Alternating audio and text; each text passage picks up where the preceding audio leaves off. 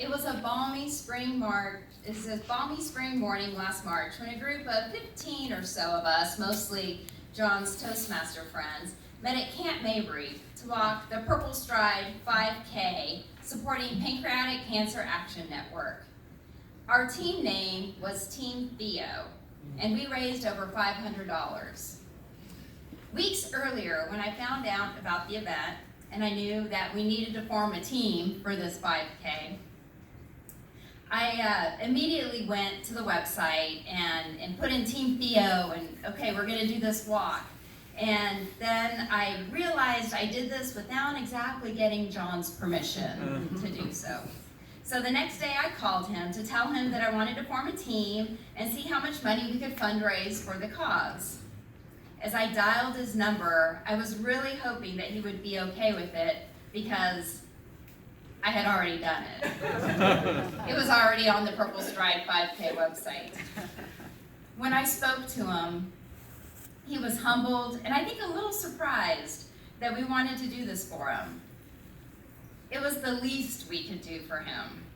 He walked a solid mile with us, proudly wearing his Purple Stride team captain headband over that shocking white hair of his.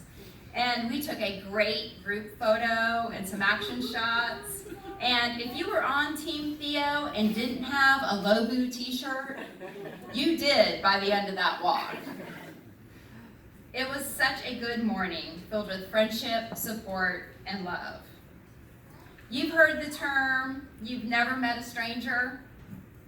I describe John as the type of person who has never met a stranger.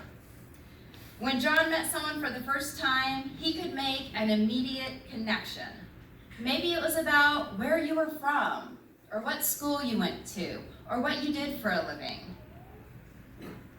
After you met John, you knew you had a friend, probably for life. You knew you had someone in your corner. Maya Angelou, the poet, said, "People will forget what you said, people will forget what you did, but people will not forget how you made them feel." Pappy made you feel valued.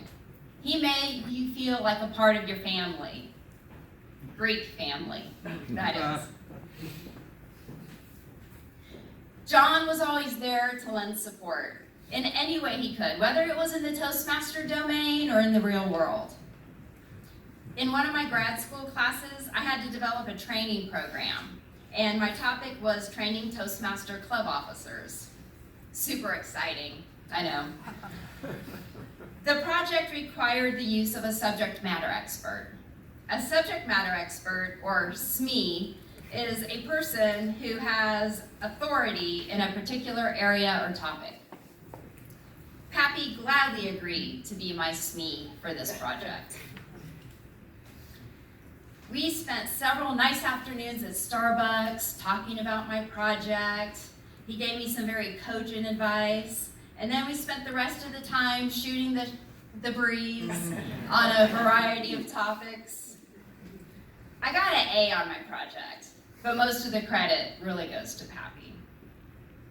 As I prepared my thoughts to share with you today, I started to think to myself, I wonder what Pappy, John, Theo might be doing up in heaven right now.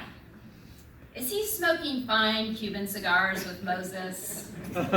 After all, it is heaven, so you know they have the finest cigars stocked up there. Is he leading a Toastmaster meeting and listening to one of St. Peter's sermons and evaluating that sermon on content, organization, and delivery? Is he developing a proposal that the Bible needs a new book, the book of Theo? Is he painting a bouquet of flowers to give to the Virgin Mary? Is he discussing the beliefs of the Universal Life Church, which he was an ordained reverend in, with God? My guess is probably all of the above. As we all know, John was an amazing guy. He's missed here on earth, but we will have the pleasure of being able to see him and hang out with him again in the afterlife. After John's diagnosis, He said, "I love you," a lot more. He'd say it at the end of a phone conversation or as we were leaving after dinner. One lesson I'll take away from John and what he went through the last 2 years is that we should not wait to tell our friends we love them, and to tell each other, "I love you," a lot more. Pappy, I love you too.